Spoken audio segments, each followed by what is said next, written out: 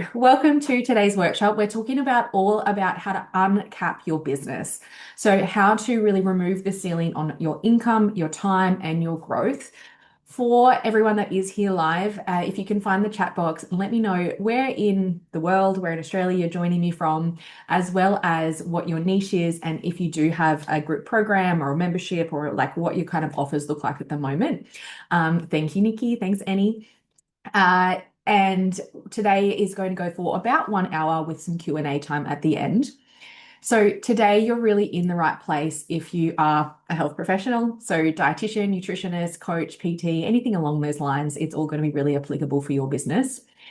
If right now business feels heavier than you wanted it to be, it's not really the take Fridays off and get your hair done on a Wednesday and like that freedom piece it feels like it's missing.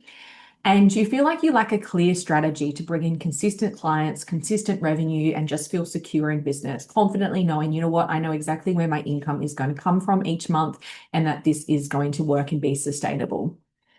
Today, we're going to talk about why your current business model has a ceiling and how we break through that with the scale method, how to move beyond one-to-one work so you can help more people without being tied to your calendar, and most importantly, the scale content strategy that attracts in ready to buy clients. It's working in 2026 instead of just freebie seekers. I also do have a giveaway today. So this one's valued at $550. So for one person that is here live, you're going to go in the draw to win an intensive with a done for you content plan and then Q&A time at the end as well. Thanks, Steph. Steph, do you have a niche or like a specific area that you do tend to work in? So I myself am a dietitian by trade. I know quite a lot of you guys here probably know a little bit of my journey, but I graduated 10 years ago this year. I originally worked in traditional private practice until I hit a place of burnout. I quit my job in 2020 and I went to leave the industry. I was applying to go back to university. I was like, maybe I'll be an occupational therapist. Maybe I'll do this. Maybe I'll be a teacher. And I had a few months off being a dietitian completely and was just like, you know what, I just wasn't enjoying it. Didn't like working at the time in weight loss, like chronic disease management. I didn't like working for other people. Just felt like I was really worked down to the bone, which is what led me to build an online business. I scaled it quite quickly in those early days, and then I hit another ceiling. So the ceiling here was I was booked out with one-to-one. I almost burnt myself out again and then had to restructure my business. And some of that restructuring is the things that we're talking about today. In that process, as I was scaling, and something I see a lot of people doing is getting stuck in busy work. So things that don't actually move the business forward in the day-to-day. So redoing a website, redoing branding for the 10th time, changing the payment document for discovery calls, all these things that don't really move the needle but take a lot of time. And instead, what we really want to do is understand what is important, what actually is going to move the needle, and how is it going to move you forward. I also felt like I hit this point. I knew that having a family was in my future at some point in the next kind of few years. And I just was like, I'm never going to be able to step away. I'm never going to, this business can't run without me. I can't do anything. And it just felt like every day was unpredictable and I never really felt secure. At this point, I was still working on my own. Thanks, Alexis and Ange.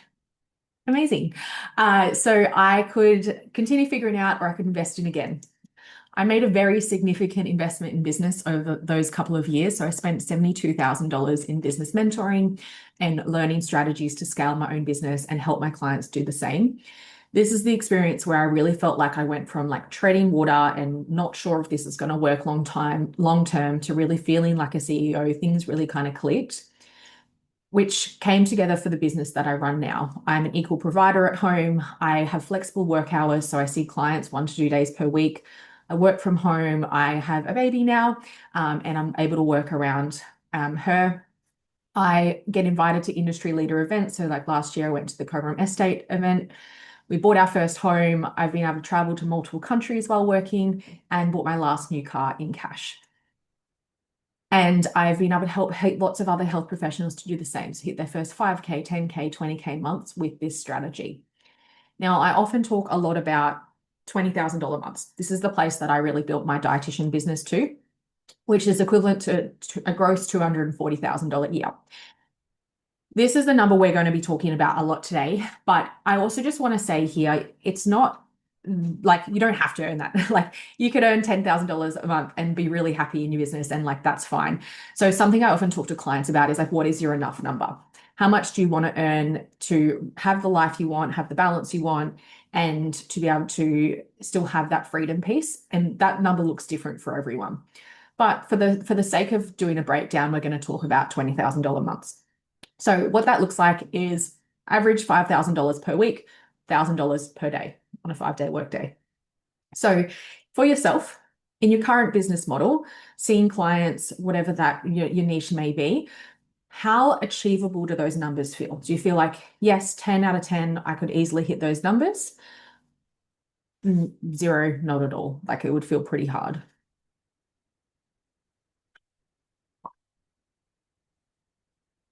Alexis, you work in eating disorders, lots of different things there, food-related fear, GI nutrition, lots of yes. Emma, I'm here for it, Emma. Emma, as she bounces Bailey on her lap. And you're a dietitian, IBS gut health, currently do have a group program. Amazing. Steph's in sports nutrition, Annie's in weight management, perimenopause. Cool, cool, cool. All right. So what these numbers can look like. Annie says 8, amazing. These numbers can look like, traditional kind of bulk billing, working for someone, insurance-based. To hit those numbers, it's 84 clients per week at $60 each. Private pay, if we're charging $150 per client, then we're looking at 33 clients per week. If we look at more of a hybrid model, so this is with a premium group program, maybe VIP options, and these are the numbers that I used to charge. So that's why I've used as an example here. We need 2 new clients per week. So much less client load, much closer relationships with the client, and much more achievable as well. This is how we really break through that initial ceiling. So I see a lot of people hitting a ceiling around, 5 to 8K months. This is basically where you start to run out of time and you're not able to either help more people, you're not able to run the business, you're not able to scale it further. So when we shift into looking at your office suite in general, this is the number one way we're going to open more room in the calendar. So I know a few people here do have group programs, some don't, and that's okay. And now what I find is if we're looking at these numbers, seeing only one-to-one, it's really hard to get there. The other ways that I see people burning out is giving too much support. So just because it is a premium program, feeling like you have to do unlimited email, unlimited message support, taking on really high needs clients, that's really exhausting. Repeating yourself session after session after session with education rather than coaching and troubleshooting, and also having your calendar open 5 days per week. So the scale way and the way that I like to teach and help my clients to build their businesses is we do focus on a high ticket program, whether that's one-to-one, whether it's hybrid, so it's got some group, some one-to-one, or just purely group or like multiple tiers. Boundaries in communication, so either not having things like email support, it is okay not to offer those things, or having guidelines on it. For example, I do a check-in on a Monday and I get back to everyone on a Wednesday, or my calendar's open these days. And then online resources for education. So you've got an online portal, you've got short video lessons that take you through the education so that when you're actually on a call with someone, it is more about troubleshooting, it is more about like coaching rather than necessarily just repeating the same education over and over. It saves so much time. This is an example of a group and a VIP option of, again, back when I was running my program last year. So my IBS program was a group option. It was 4 months or 16 weeks. Dog barking. Shush, hey. We had weekly group calls. For myself, I ran half those calls, and then oh my God, can you hear the barking? That not coming through? No, Zoom is so good like that. So I had a support coach who was a therapist, a gut trained therapist who ran half the calls. We had an online portal, a Facebook group for questions in between calls. On top of that, there was a VIP option. So basically, if I was in the DMs or on a discovery call, I would have a conversation with someone to see what they're struggling with, and then I'd pitch them whichever was more appropriate.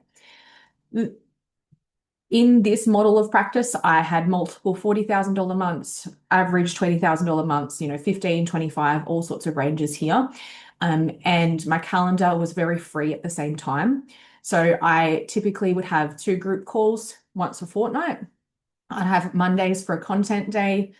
I'd have Wednesdays for a business growth day, and then kind of a handful of one-to-ones each week. There would be more one-to-ones if it was around a launch period, where I was kind of enrolling people, but otherwise this is a pretty typical week, with Fridays off.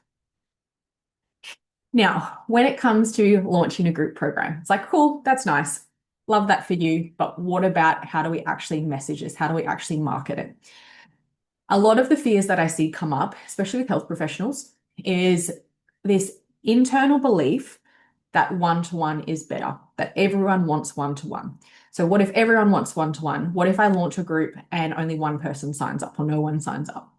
What if I can't get people the same advice? How do I give personalized advice? Like I work in a really specific niche where you need really personalized support. How do I do that in a group?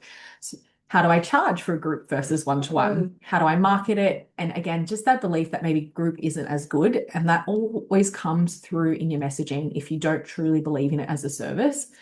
I'm curious for anyone, if you do feel comfortable sharing, jump in the chat and let me know what kind of fears when you've thought about launching a group program, have any of these thoughts come up? Is there anything else that's kind of missing there? With this, I think the deeper fear and something that's kind of ingrained in us as health professionals is that you believe that your time is the thing creating results. So the belief is the more access clients have to me, the more valuable the offer is. When we're looking at things like group programs or self-paced courses or whatever it might be, then we need to reframe that thought is that clients don't pay for minutes of access, they're paying for outcomes. Focusing on outcomes, focusing on outcomes in messaging, that's really where we're going to be able to market a successful group program. Now, some mistakes I see people making when it comes to messaging is literally calling it group coaching. I think that if you're just like, your audience really knows you for one-to-one and all of a sudden you're like, oh, my group coaching clients, my group coaching.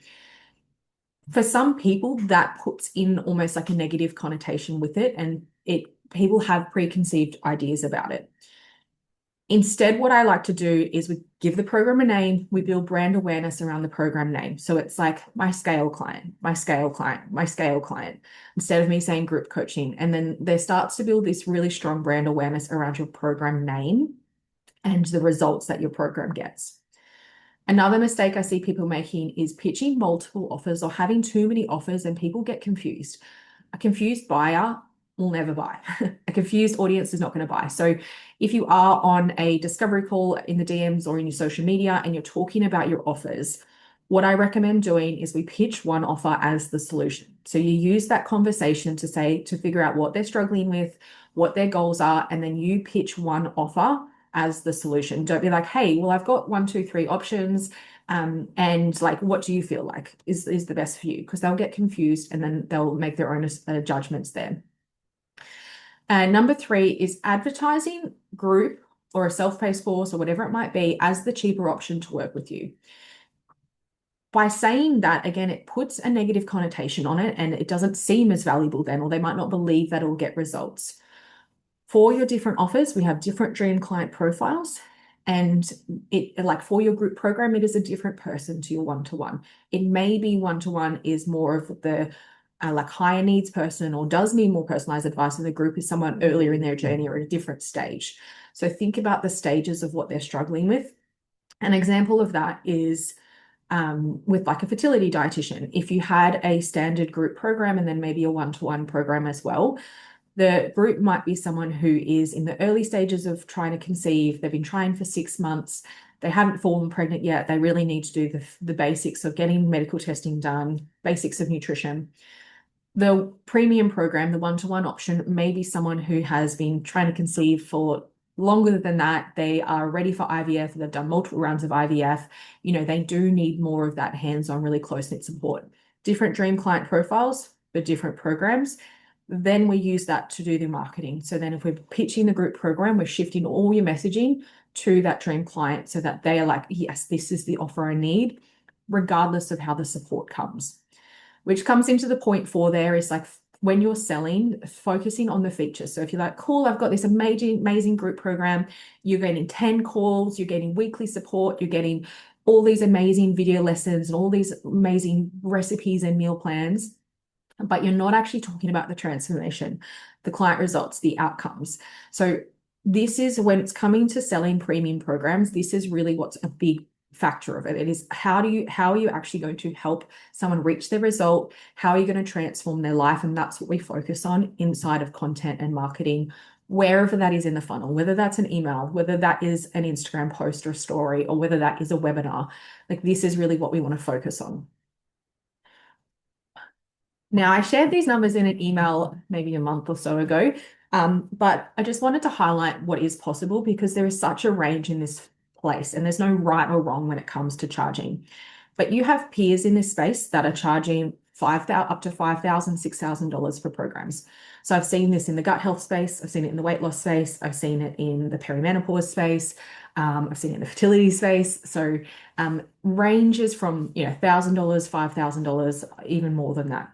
So this is what is possible, which not like, yes, I talk about money, but it's like, as we all know, it's more than that. It means you can have this close-knit relationship with someone and really help them to get results. It means that you're not going to be burnt out day to day, seeing 10 people in a day. It means that you can have time off and it can do a lot more. So it's beneficial not just for a client because they get better results, but it's also better for you and it's going to make the business sustainable long term, wherever it is that you choose to charge. And having a range of offers in different prices can help to do that. So I'm curious for yourself at the moment with your own prices or with your own marketing, how confident would you feel if you could charge those types of numbers? So 10, yes, I feel confident being able to charge those kind of numbers, or 0, not at all. That feels really hard at the moment.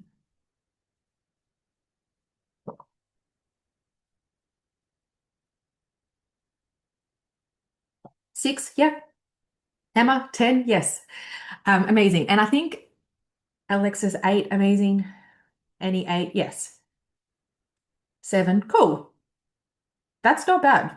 I was expecting some lower numbers, so that's good because that's the confidence we need. You need confidence if you're coming into marketing. If you don't believe in your service, it is everything. If you don't believe what you're selling, your audience is going to feel that. And you need to come at it from an angle of they need me more than I need them. If you're coming at marketing from a desperate angle, they're going to feel it. This is a client, dietitian Jess. So she and I worked together at the end of last year. At the time she joined Scale, she actually was already committed to another business mentor. She was doing about 3K months, but really was attracted to me because she wanted to be in a community with other health professionals, with a coach that really understood health professionals. Her content was inconsistent. She had a lot of kind of high protein recipes, why omega-3s boost your mood, like more that traditional education type content. She really wanted to launch a group program before the end of the year. Through Scale, what we did is we tightened up her content strategy. We focused on some of the things we're going to talk about in a second when we get to content. She immediately doubled her revenue, was doing average 7 to 8K months within 3 months. We launched her group program within 3 months, and she consistently sells this out every term. She had a launch recently where she sold out both her group and her one-to-one purely through Instagram stories. I think she posted twice on her feed in the entire month. It was all through Instagram stories. And just as importantly, she's working with dream clients. So she's someone that didn't particularly want to work in like a heavy weight loss field, but she does work in perimenopause. So like it wasn't a huge part of her messaging. She has a very gentle nutrition kind of message and it's really beautiful. And she's really happy basically with the work she's doing. Working in group programs, working through content, it does work in every niche. So often in this conversation, people say, you know what, but I work in X space. It doesn't work here, or people don't want it in my space. We've seen it happen in every single niche. Often it comes back to marketing and messaging. If it's something you want to do, we can do it. It's just a matter of knowing how to market and message it for your niche.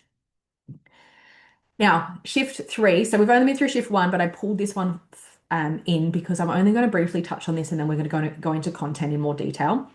So, shift three, when we're talking about how to uncap your time, uncap your income, we do need to talk about back end systems and just running the business in general, because this is going to help free up a lot of your time.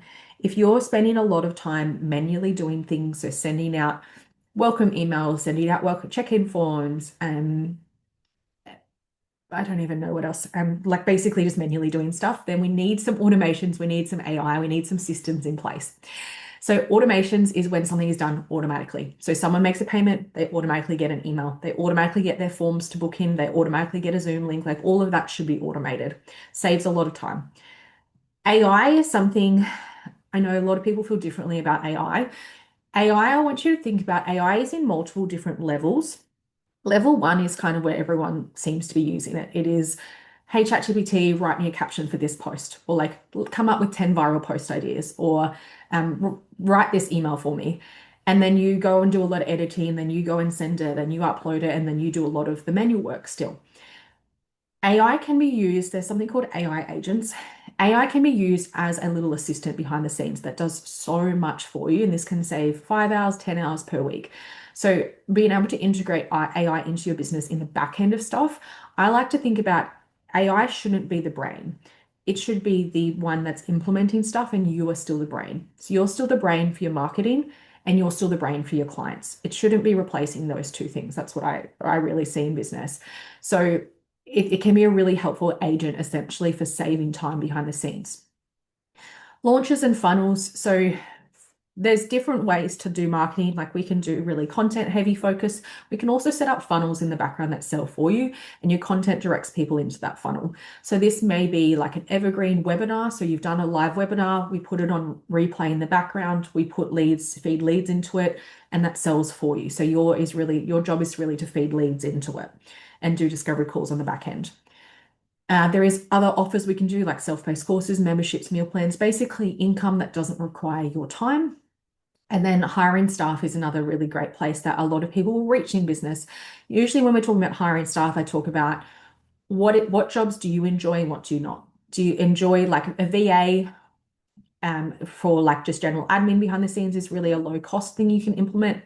Social media manager is a big one. If you don't enjoy social media, then we can hire someone to do it for you. That step is really coming later though. Once you establish, you know your message, you know what works, you can train them to do what you like. And then a co-coach, another dietitian, another health professional that can actually run your program with you. Again, thinking about saving time, being able to expand the business. Selena is a recent client of mine as well, who is a really great example of this. She had worked with multiple business coaches. She was really nervous to make that investment again, and her weeks were full and busy. Her income was capped at about $5,000 months, and she was exhausted with one-to-one. So it took a lot of her energy. She was doing a lot of email support, a lot of stuff like that. She had a really loyal audience. So she had about 20,000 followers. She had lots of views, lots of comments. Everyone thought she was amazing, but they weren't buying. They weren't consistently buying. They weren't willing to pay prices. She was getting a lot of price objections. She previously had done webinar launches, but found them really exhausting, was questioning if they were even worth it. So what we did is we reworked her offer suite. So doing the things we're talking about today. We set our group as the solution. So it's like we gave it a program name. We were like, this is the solution people are looking for. And we put everything around that. So her new content strategy around that. We focused on both conversion content, so she can sell directly in the DMs and directly through her content. And we also simplified her launch process and refined her webinar. And then we worked towards putting a funnel in the background. So for Selena, she didn't really love being on social media. She did want a social media manager that could do it for her so she could just completely step back from it, which in this case, a funnel was a really great step for her. So basically, working through that, she was able to build to multiple $10,000 months in a row. She sent me this message recently where she said, I only have 2 weekly group coaching calls a week, some random one-to-one thrown in there once in a while. Like I have so much more free time, being able to go to my kids' schools. I'm exercising again. She recently had a vacation and actually switched off from work. All of these things she felt like before her business was really running her. But with these shifts is how she was able to build not only the income, but the lifestyle business as well. Now, something that I was working with Selena is looking at data. I don't know if anyone else is like this, but I love data. I love understanding how things work, and I love things that we can track. So when we're talking about data behind a successful launch, it is a numbers game, and there is lots of different points in a funnel where we can see where you're leaking leads. So if you are someone that's interested in webinars and funnels, I'm not going to go into heaps of detail right now, but just know that there's lots of things we can track. So for example, we want to look at how many people land on the registration page, how many people convert, how many people attend live, how many people apply, how many people attend a call, and how many people convert. These kinds of numbers is going to tell you where you're leaking numbers and what you can fix. So for example, if we don't get at least 40% people registering out of the people that have landed on the page, then we need to improve that page. So there's something wrong on like the actual landing page. If people are not coming live and we're not getting, again, at least 40%, so we've got different stats that work here, then we look at the email reminders, we can look at text reminders, we can look at the bonus of why people are coming live. Like there's lots of things we can fix. So this is something that, while like for someone like Selena, this is what we were working on, it's a different focus of like if you just want to sell through content. So we're going to talk about selling in content next. But there's knowing that there's different ways to run a business. If you're like, I just really hate content, there's other ways to do it. If you have any questions, pop them in the chat box because we will go through questions at the end as well. Now, content for high ticket clients in 2026. This is our kind of bigger topic today. This is the number one reason people come to work with me is that, you know, they want to know how to sell through content. Either they're posting consistently, it's not converting, or it's inconsistent. They might have some good months, some low months. They've worked with a business coach in the past and they felt like, you know, they got a lot of the back end systems set up, but they never actually learned how to sell. So this is what we're going to talk about today. I'm curious, give me a cross or a thumbs up or a yes or a no. Um, at the moment, are you able to sign clients pretty consistently through your content? Do you get discovery calls booked in? Do you get sales in the DMs? Or is it pretty quiet and do you feel like it's a bit hit and miss? I'd love to know where everyone's at with this kind of topic.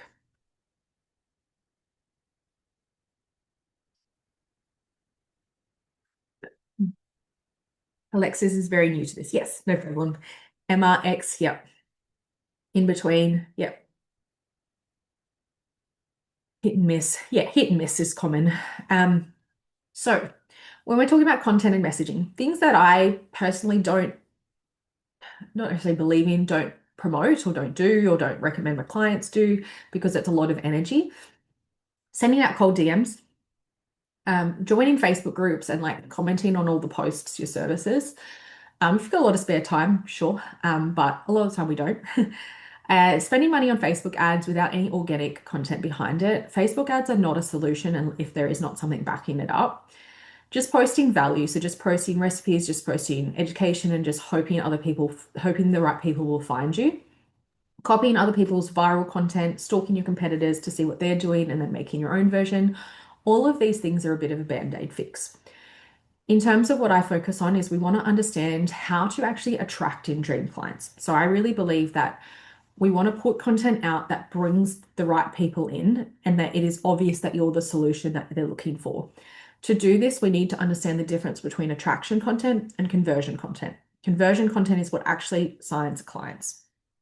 We want a content system and if funnels to sell for you so that it's repeatable, it feels easy. And we also want to look at data and we want to look at what works and how to repeat that, how do we test things so that it can continue to work. With this, when you get content down, you're able to log into work each day knowing exactly what to post. You can put out a content piece, you can get multiple applications or leads straight back to the DMs. So this is a story that I shared briefly in emails, I think earlier this week or last week. And I'm going to talk about today of how we did it. But basically I put out 2 content pieces and this client got 13 applications back in. So over $20,000 in applications from 2 pieces of content. Most people have heard of a marketing funnel. So attract, nurture, convert.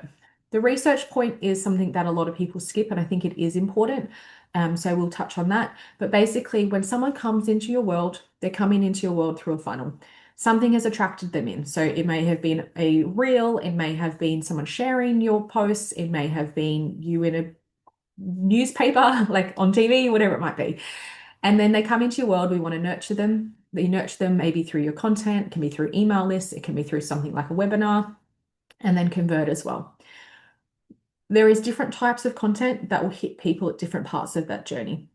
So things like the typical education content. So 5 foods rich in magnesium, or signs you have IBS, or 10 herbs to help with endometriosis, or dietitian eats this week, or signs of nervous system dysregulation, high fiber recipes.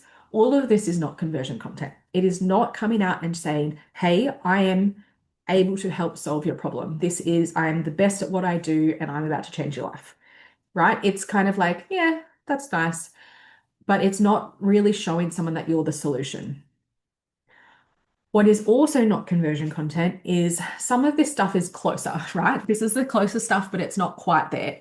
So when you do call to actions that are like comment ready to learn more, with the call to action, we always want to link it into a desire, an outcome, and urgency.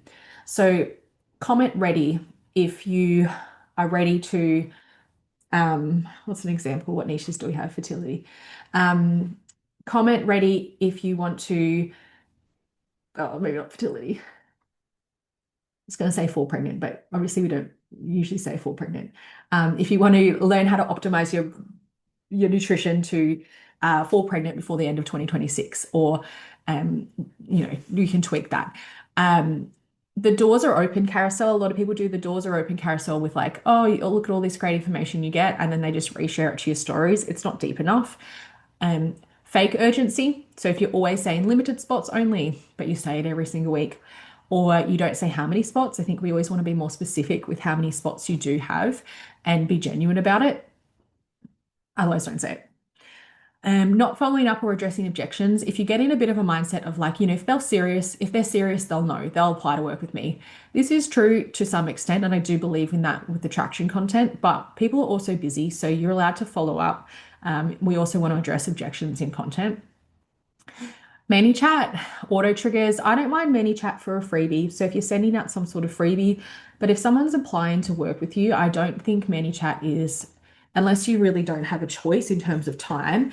But if we're talking about sales, people want to have genuine conversations. And if they're getting a really basic ManyChat trigger, and it's not converting for you, then I would be swapping that for something more genuine and having a real conversation. When it comes to client wins, just putting like a screenshot up and saying, here, you get results like this. We need the context. We need what they've struggled with. We need what they were doing before working with you. We need to know how their life looks different now. Like really a lot more information than just like chucking up screenshots. Giving value or education and then finishing with a really soft call to action, like book a free call with me. Again, it's just not enough. And then, like we talked about earlier, is focusing too much on features. So if you're always like, you get email support and 5 learning modules and 100 really high fiber recipes. We'll talk about buyer types, but some people do like that information, but it's not the biggest trigger for actually making purchases. So when we're talking about conversion content, every single dream client, every single audience is going to be a little bit different. So what actually makes someone pull the trigger to make a purchase? I'm curious if you have ever heard of buyer types. You may have heard me talk about it in the past. If you know what type of buyer you are, if one of these is like, oh, yep, that sounds like me, pop it in the chat. I know for myself, I'm quite an assertive driver buyer. I make quite quick decisions. I really like results. I like return on investment. I am quite direct and competitive and goal orientated. So I like those big flashy kind of stuff. And I'm quite impulsive. So an assertive driver is kind of like that. They're goal orientated, they're decisive, they're results focused. They really want to know, can you help me get the outcome I want? They don't need extensive background information or lengthy explanations, and they're really looking for confidence in moving the path forward. So they're motivated by outcomes, efficiency, measurable progress. If your audience is full of driver buyers, we want to lead with results and outcomes, be concise and direct, highlight your process and expertise, use metric, client results, success stories, focus on what is possible and a timeline. If this also comes up in objections or discovery calls, And being able to assess what type of buyer someone is can be how you shape that conversation.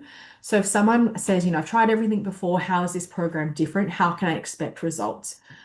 Go in for a driver buy, and if you're like, you know what, you get so much support, you get all these amazing recipes, you get all these amazing videos, they don't really care.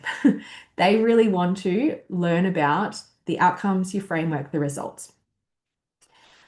When it comes to an amiable buyer, these are really relationship focused. They're supportive, they're trust driven. They don't want to feel like a number. They want to know that they're supported through the whole journey. For these clients, really trust comes before commitment.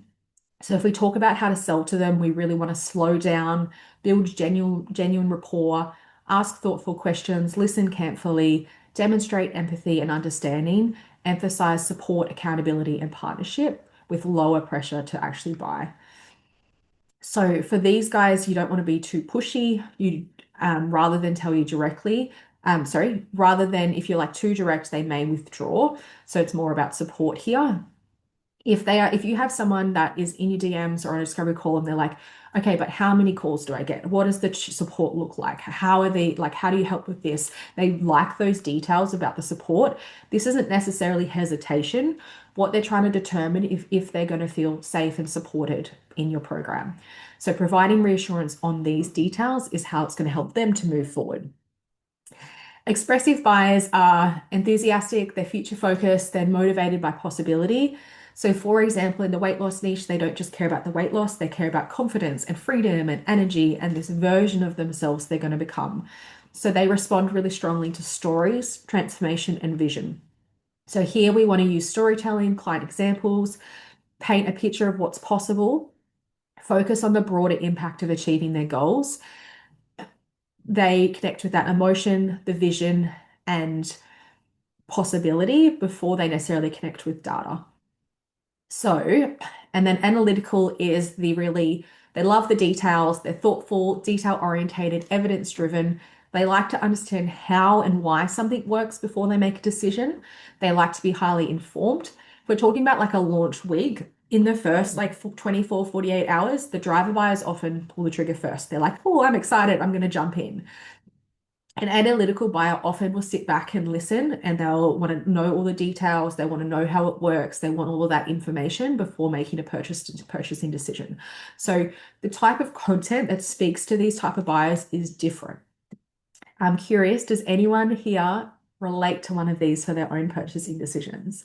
Do you feel like you're a certain type of buyer? Do you like lots of information? Do you really care about the support, the relationships, or do you just want to know that it's going to help you get a result?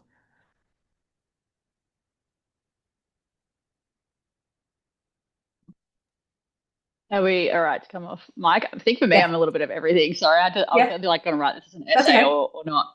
I definitely know I'm a driver buyer, but at the same time, like I also know like the value behind relationships and actually connecting with who you're working with. Yeah. Because if you don't value that, like you're never going to listen to what they say, especially if it Yeah. requires effort and discomfort. Yeah, I agree. And it depends on, I guess, where you're doing the investment as well. I know for myself, anything business related, I'm quite similar to you, Emma. I really yeah, I want to know I'm going to get results, but I also think the relationship is important because you're working with someone closely. You want to also have that relationship, that support. Annie says between driver and amiable. Maddie says expressive. Amazing. Cool. So if we're talking about your dream client, do you have any idea what they care about? Because they are probably going to be one or two of these as a mix. And that's going to come through in content. So yes, we can try and hit all four. Or we can kind of go deeper into one or two of these so that your content is really, really focused on it and it's going to call people in really strongly. So knowing how your audience makes a purchasing decision can be really helpful. If you don't know that, doing some dream client work, so really mapping out who the dream client is, what they care about, the results that they want, how they make purchasing decisions, analyzing any content that you have done in the past that has driven inquiries. So this is what I always do. If there is a post that pops off, or if there is a set of stories that I get more engagement or more replies to, then I save it, I look at it, I make a note, be like, yep, this one worked, or this one did X amount of inquiries. And you can analyze to see if there's something that's popping up and that looks similar. So you might find, okay, well, every time I really spoke about a client result in a time frame, people loved that. Or if I really paint the picture of the future, if I'm like, you know what, this is exactly what the next 12 weeks is going to look like for you, and you really paint that vision, then it can help to see that as well. And then you can repeat that content. You can also do market research. So, like putting together market research, putting together something that you can send to people that you know are dream clients. So, if you have any current or past clients that can complete some questions for you. And what we want to do is structure those questions to really be able to figure out what kind of buyer they are. And then that can also play into your future content as well. So, for example, these are some posts that I have seen for previous clients for their target audience work. So the first one here was before you sign up to Juniper, Weight Watchers, or Light and Easy at 9 p.m. at night, pause with me. And this one had a bit of storytelling in it. So then it went on to describe that experience. It was really helping, like, you know, we talk about specific language, right? Like, what are people Googling? What are people thinking about doing? That's what we want to pull into the messaging. The next two are more result based. So my client worked with a PT for 6 months and never lost weight. Here's how after one call with me, she's down 4 kilos and a complete dress size. Or my IBS client went from sushi being her only takeaway option to being able to order any food from a restaurant. Here's how. So these ones are both more like they're all specific in terms of their experience, but also those last two are very results based. So this case study, which was in the email earlier this week, if you saw that, so this is a client of mine that I was chatting with when I was on maternity leave, and this is some of the things she was saying. She said, "Oh, you know, sales feel really slow this year. It might be the fuel issue, it might be people tightening up on money, it might be the economy." And then she was also saying, you know, I'm sick of spending all this time on content that I'm not sure will convert. And then she signed up for social media management, and I created two content pieces last week or the week before. And from those two content pieces, we had over $20,000 in inquiries. So there was over 13 applications that came through. It was very, very strong. And when I say content isn't a guessing game, like I didn't just like create a random post. Like I genuinely went in and I went back to her dream client. I looked at their current reality. I looked at her content records to assess what had performed in the past. I analyzed why they had performed, and then I created the content. This didn't take long. This took 10 minutes. Like it wasn't a, you know, huge like research project. But I just wanted to refresh what was actually working, and then I recreated that. For her audience, they're full of assertive and expressive buys. So they do respond to big client results and timeframes. They really respond to painting the picture of how their life is going to look different and descriptions of specific mistakes, what they're doing, and how she had the solution. So these are the kinds of things that I was focusing on and that brought in those inquiries. So for yourself, the questions you should really be able to answer when it comes to content. Do I know what triggers my audience to buy and how to infuse that into my content to reduce objections? Do I know how to identify what content performed well and how to replicate that result? Do I know what gets my audience binging my content? Do I know what they care about and what they want to hear?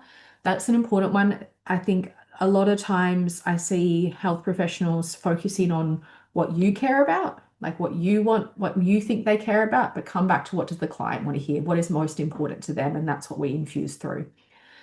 Do I know how to identify what they care about? And if someone lands on my page, they scroll through the top 5 posts, is it obvious that I have the solution for them? If you have a lot of basic educational content that never sells, that never even talks about your service, and someone scrolls through, then it's not obvious, then they're not going to reach out. There's a huge opportunity for new followers that when someone lands on your page, there's a huge opportunity there to grab someone while they're currently out because they might be looking there, might be like, cool, I really need a fertility dietitian. They found you, they followed you. And then your content doesn't tell them that you can even help them, then there's going to be a mismatch there. When we answer these questions, these are the kind of results you can get. So we can put out content and know that applications are going to come back. Business starts to feel more secure. We have consistent income, consistent inquiries coming through. I had a client that recently more than 4 times her income versus her old job because of going through this process. When this is something I just want to briefly touch on.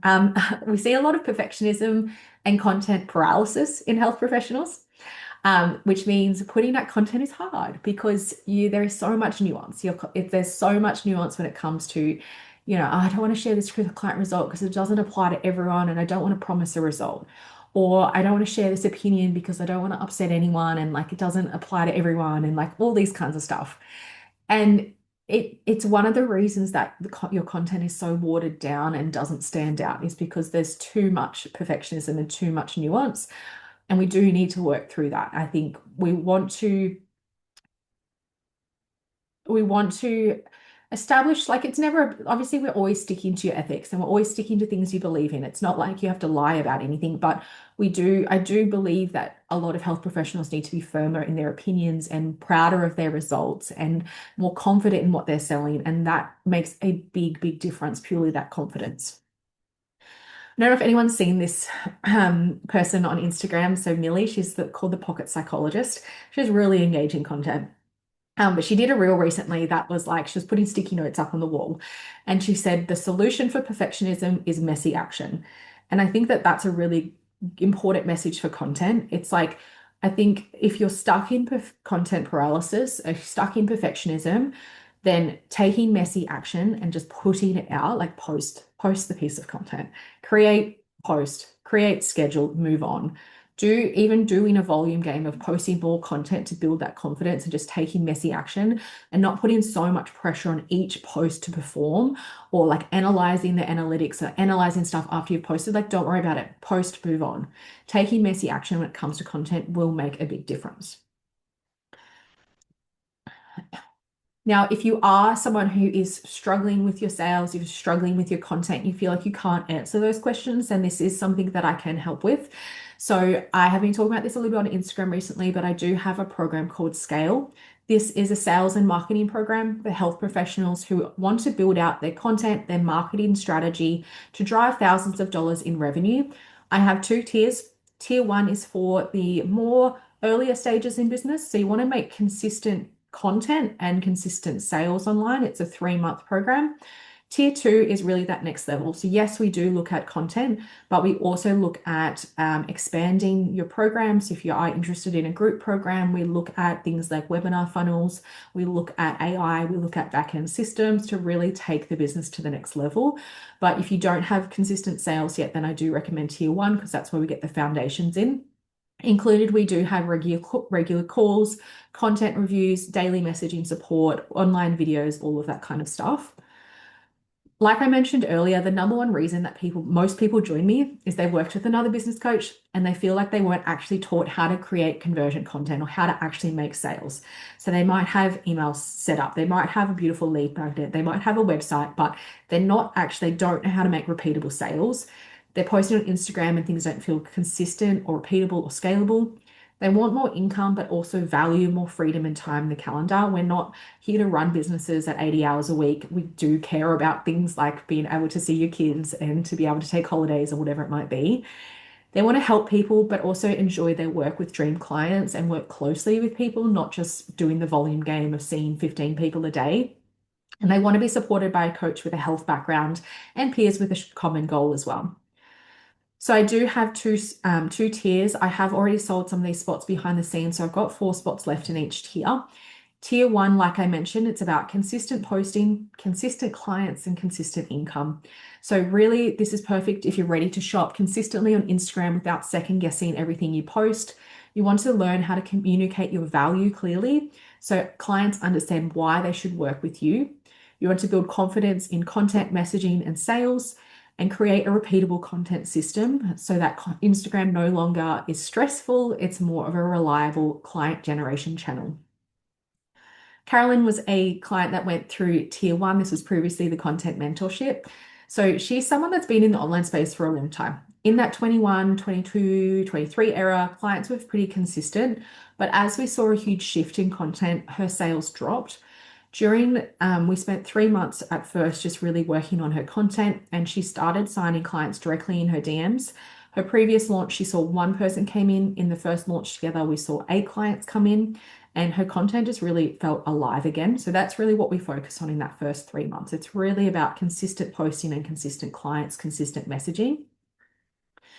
Then we go into scale tier two. So tier two is about consistent revenue, more freedom, and scaling sustainably.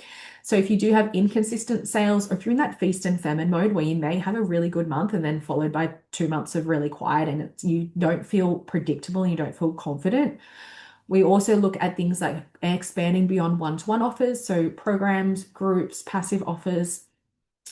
You want to be able to make $20,000 months your new norm, as well as making strategic decisions around marketing, sales, offers, and growth.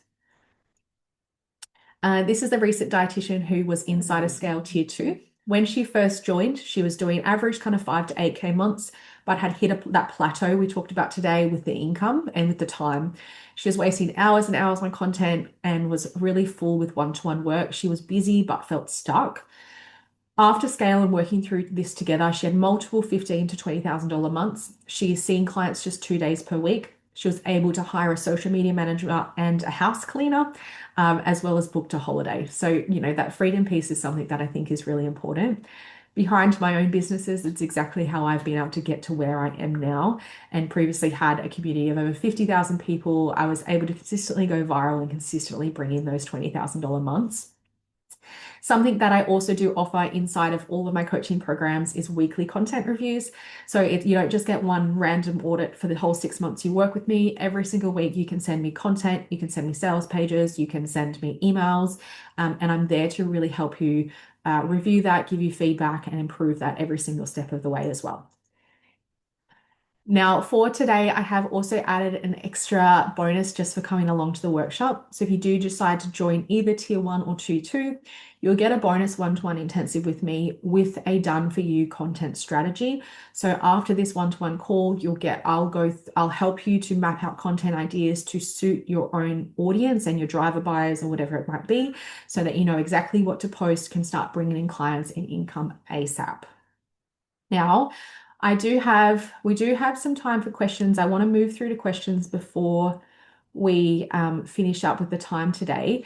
So if you have questions around either scale or anything we've spoken about today with content, group programs, AI, please feel free to use that chat as well. You can also send me private messages on Instagram if you're interested. While people are writing questions in, or if you want to unmute, I will touch on a couple of other little things. So I am giving away a one-to-one intensive. Everyone that's here, you're all going into the draw. So I'll announce that on Instagram and contact you directly. So everyone that stayed to the end goes in that giveaway. Scale, we do start July 1st. All applications are June 30th, or if those spots do fill out. For our Australian clients with June 30th, there's not financial advice, speak to your accountant, but I have always been able to claim mentoring as an educational expense on June 30th, so that's something you can consider as well. And I do offer both upfront and payment plan options for either tier, depending on which one you go with. The application is in the chat box, otherwise I will be sending it out via email as well. All right. I see no questions. Anyone unmute? Nikki. I have a question. Sure. With content, I know dietitians aren't really allowed to talk about client results and things like that. So how do you navigate that issue Yeah. with being able to talk about transformations? Yeah. So I'll answer this in two parts, from my dietitian brain and from my marketing brain.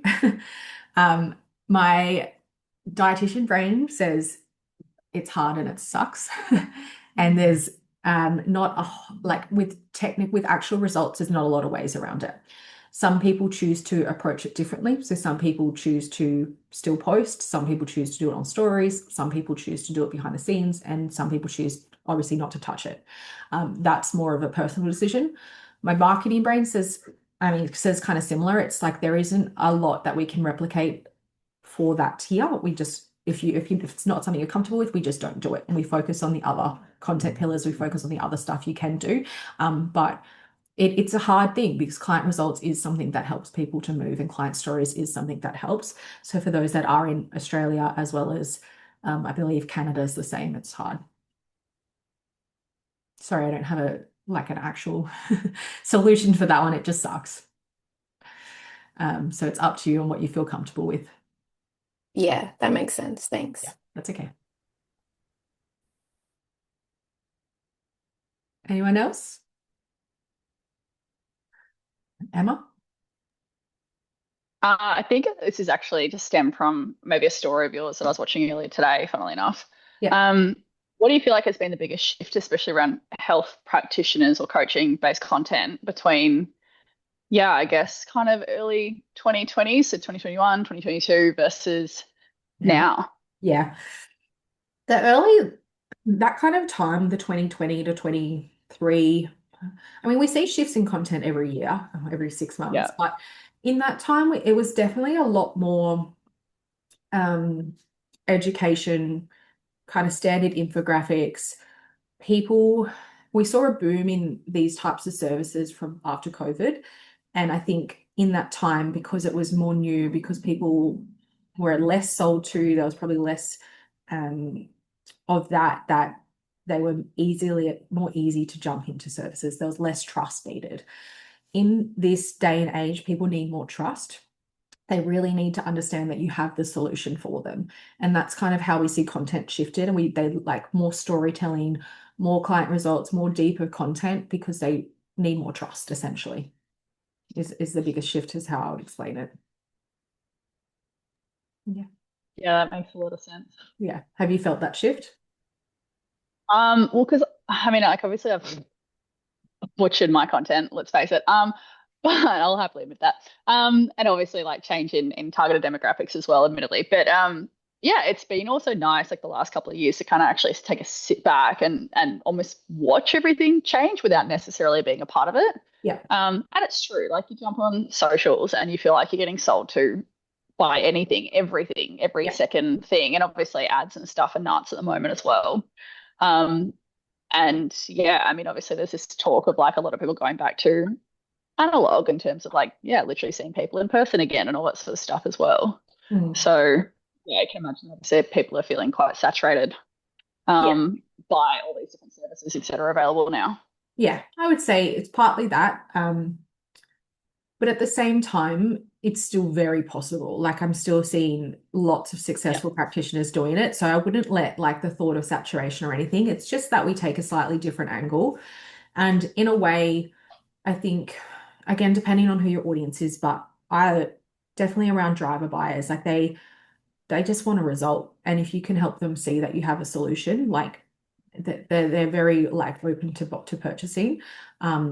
Whereas some other people might take a little bit more trust. But yeah, it's still very possible, is all I can say. Like there's so many successful practitioners doing it. Don't let saturation get you. Um, we just need to do it from a different angle. And I have multiple clients right now that are making sales directly through content, directly in the DMs, without discovery calls, selling thousands and thousands of dollars. So people are still out there looking, Mm. like, don't let it get to you. I mean, like to be fair, 100%, like I'm doing it Yeah. currently. Like Yeah. the system definitely works. Like I've been in this space online for years. Yeah. 100% works. But yeah, I guess just noticing that shift from a content angle. Yeah, for sure. And Yeah, what I would say as well is a lot of people that felt that shift, that like were successful 5 years ago, and then maybe either they dropped off, they had a maternity leave, like something kind of happened and they took a break, and then they came back and it wasn't working. I've been with a lot of practitioners that went through that experience, and you're able to snap back into it. Like it's like once you get the shift, you're like, cool, I'm back. It's not as hard to get back into it. Amazing. All right. That's okay. Well, thank you everyone for coming along. I will post the giveaway on my Instagram stories later. I will also send out an email with this recording once I get it uploaded later today. If you want to go back through it, that's going to be available for the rest of this week. If you are interested in scale, then pop through an application. We can either have a call. So I do have some call times available today and tomorrow if you want to chat it through about your specific business, or we can chat in the DMs